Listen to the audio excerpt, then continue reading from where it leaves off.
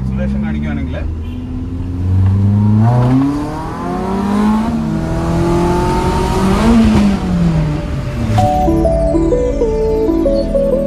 എല്ലാവർക്കും ഡോക്ടർ ഡ്രൈവിൻ്റെ പുതിയൊരു വീഡിയോയിലേക്ക് സ്വാഗതം. ഇന്ന് നമ്മൾ പണ്ടൊരിക്കൽ യൂട്യൂബിന് വേണ്ടിയിട്ടെന്ന് പറഞ്ഞൊരു കാർ മേടിച്ച് ഓർക്കുന്നുണ്ടോ?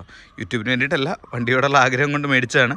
പക്ഷേ വീട്ടിൽ പറഞ്ഞേക്കുന്നത് യൂട്യൂബ് ചാനലിന് വേണ്ടിയിട്ടാണ്. ഇത് നമ്മുടെ സെൻ കാർബൺ ഓർക്കുന്നുണ്ടല്ലോ അല്ലേ? ഇന്ത്യയിൽ 300 എണ്ണേ ഉള്ളൂ. ബാക്ക് സൈഡിൽ ഡോറോ കാര്യങ്ങളോ ഒന്നുമില്ല. അപ്പോൾ നമ്മൾ 2 മാസമായിട്ട് ഇവരെ അങ്ങനെ എടുക്കാറൊന്നുമില്ല. നമ്മൾ എറണാകുളത്താണല്ലോ. അപ്പോൾ ഇപ്പോൾ വീട്ടിൽ വന്ന സമയത്ത് ഒന്ന് എടുക്കുകയാണ്. 2 മാസം കൂടിയാണ് സ്റ്റാർട്ട് ചെയ്യുന്നത്. ഇതിൻ്റെ കംപ്ലീറ്റ്ലി ഒരു കോൾ സ്റ്റാർട്ടാണ്.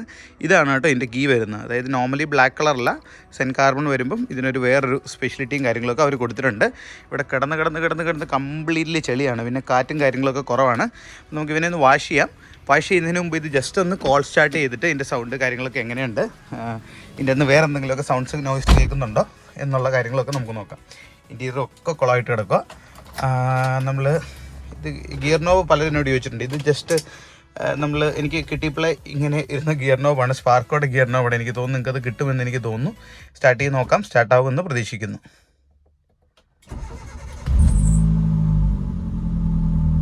ഫാൻ ബെൽറ്റ് ചെറിയൊരു സൗണ്ട് ഉണ്ട്. അത് ഇടയ്ക്കിടയ്ക്ക് വരുന്നുണ്ട്. ഞാൻ കുറേയൊക്കെ ചേഞ്ച് ചെയ്യാൻ നോക്കിയിട്ടും പിന്നെ അത് വരുന്നുണ്ട്. ഈ ഓടാതെ കിടക്കുമ്പം അല്ലെങ്കിൽ ഈ മഴ പെയ്യുമ്പോഴൊക്കെ ഉള്ള പ്രോബ്ലം ആണെന്ന് എനിക്ക് തോന്നുന്നു. നമുക്ക് ജസ്റ്റ് ഒന്ന് ആക്സിലേറ്റർ കൊടുത്ത് നോക്കിയാലോ.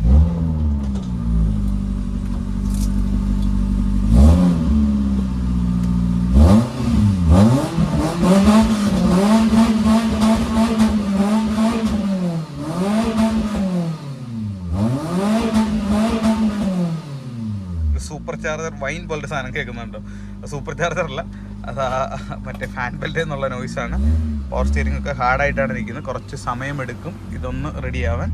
അപ്പോൾ നമുക്ക് ഇവിടെ നിന്നൊന്ന് മാറ്റിയിട്ടിട്ട് വണ്ടി ഒന്ന് സ്റ്റാർട്ട് ചെയ്ത് വണ്ടി ഇത് വാഷ് ചെയ്ത് ബാക്കി കാര്യങ്ങളൊക്കെ പറയാം.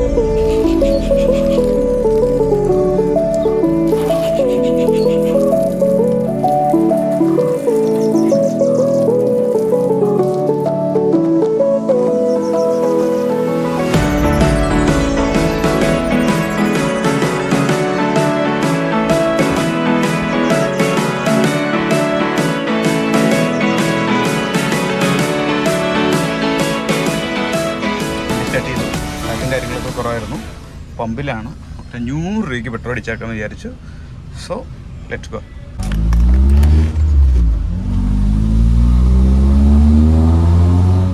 ജസ്റ്റ് വണ്ടി സ്റ്റാർട്ട് ചെയ്യുമ്പം ഇത്രയും കാലം കൂടി സ്റ്റാർട്ട് ചെയ്യുന്നതാണെങ്കിലും വേറെ പ്രശ്നങ്ങളോ കാര്യങ്ങളോ ഒന്നും തോന്നുന്നില്ല. വേറെ മറ്റേ സ്കീക്കി നോയ്സോ കാര്യങ്ങളോ ഒന്നും നമുക്ക് കേൾക്കാൻ പറ്റുന്നില്ല. കുഴപ്പമൊന്നുമില്ല. ഇതിൻ്റെ അകത്ത് ഒരു ഫണ്ണി സ്റ്റോറി എന്താണെന്ന് പറഞ്ഞു കഴിഞ്ഞാൽ, നമ്മൾ എൻ്റെ ഇപ്പോഴത്തെ ഒരു ഹോബി എന്താണെന്ന് പറഞ്ഞാൽ ആഴ്ചയിൽ ഒരിക്കൽ ഇതിൻ്റെ അകത്ത് നിങ്ങൾക്ക് കാണാം ആ കിടക്കുന്ന റെഡ് സാധനങ്ങൾ കണ്ടോ. ഞാൻ ഹോസ്പിറ്റലിൽ പോയി മരുന്ന് മേടിച്ചൊന്നുമല്ല.